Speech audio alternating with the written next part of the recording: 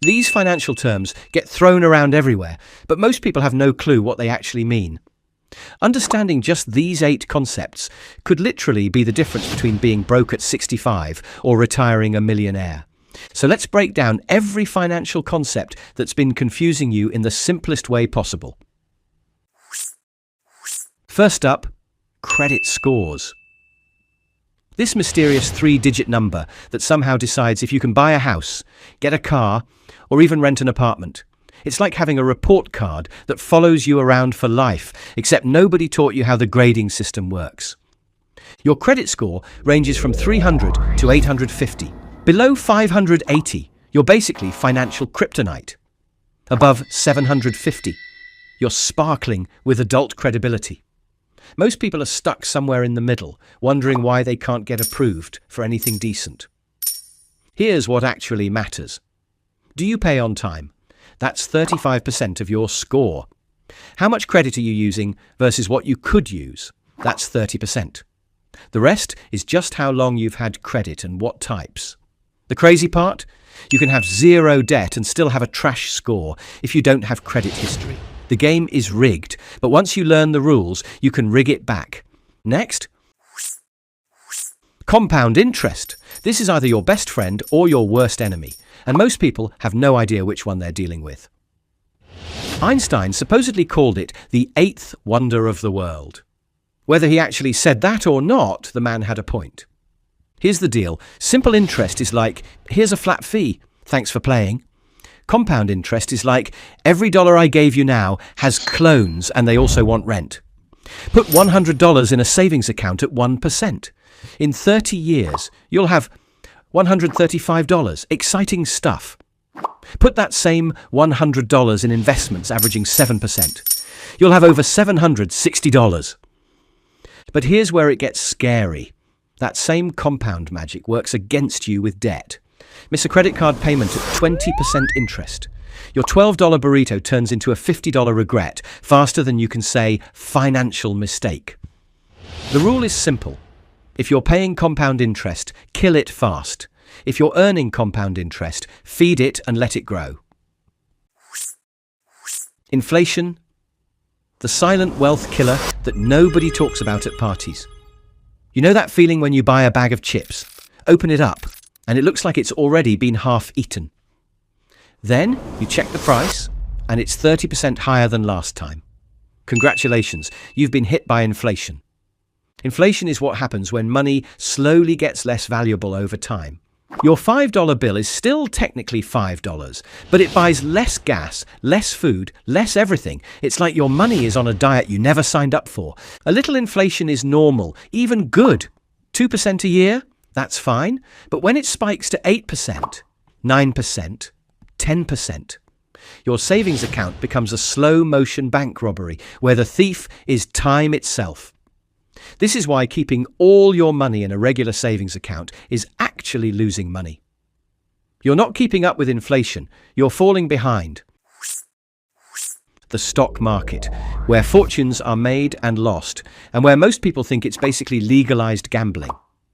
Spoiler alert, it's not. Well, it doesn't have to be. When you buy a stock, you're buying a tiny piece of a company. If the company does well, your piece becomes more valuable. If it tanks, well, so does your investment. The key is this: the stock market goes up and down daily, but over decades, it generally goes up. Since 1926, the S&P 500 has averaged about 10% returns per year, not every year average. Some years it's up 30%, some years it's down 20%. But if you can handle the roller coaster and stay invested for decades, historically, you win.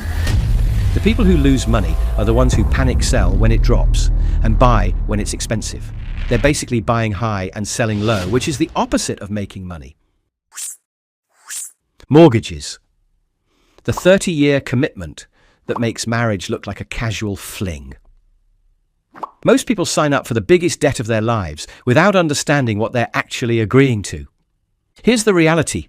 You want to buy a $300,000 house, but you don't have $300,000.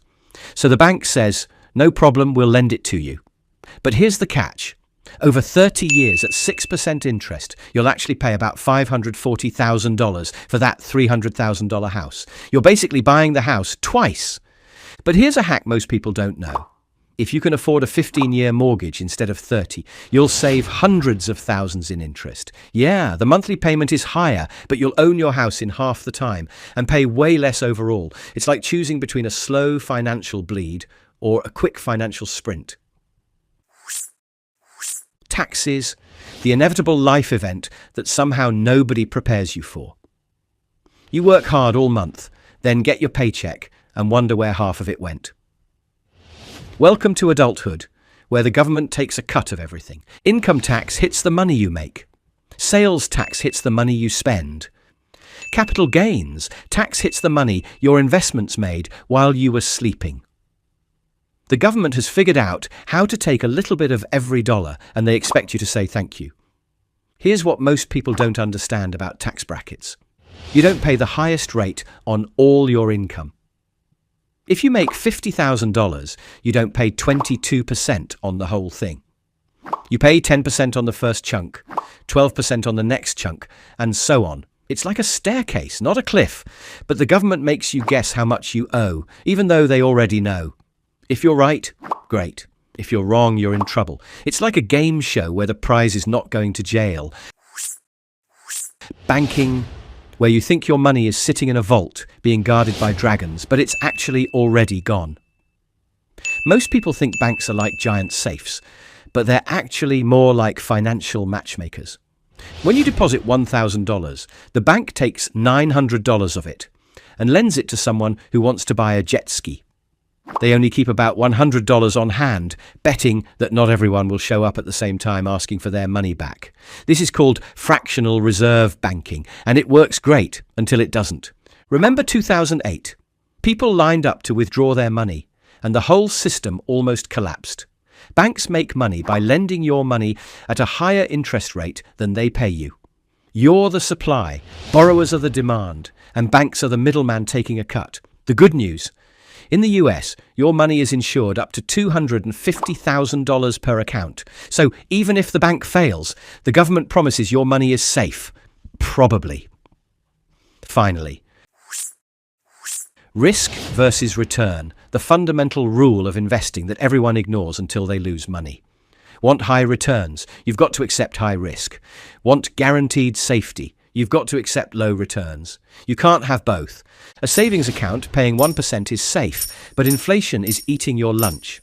Stocks can drop 50% in a bad year, but they've averaged 10% over decades. Crypto can make you rich overnight or broke by morning.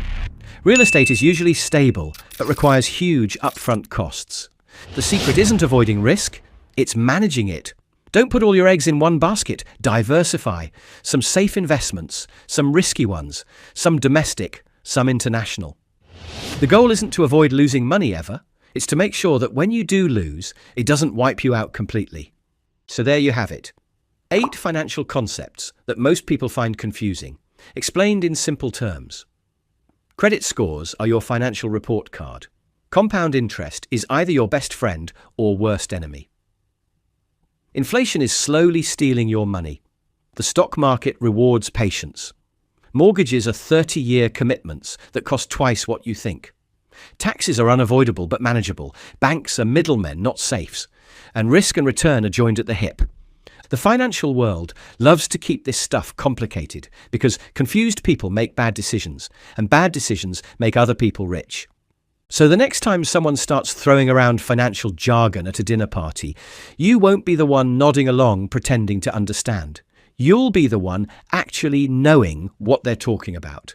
And trust me, that's a pretty good feeling, because the difference between financial stress and financial freedom isn't luck, intelligence, or even income. It's understanding these fundamental concepts and actually using them. And now, you do. If this helped clear up some financial confusion, hit that subscribe button for more simple explanations of complex topics. Because money doesn't have to be mysterious, it just has to make sense.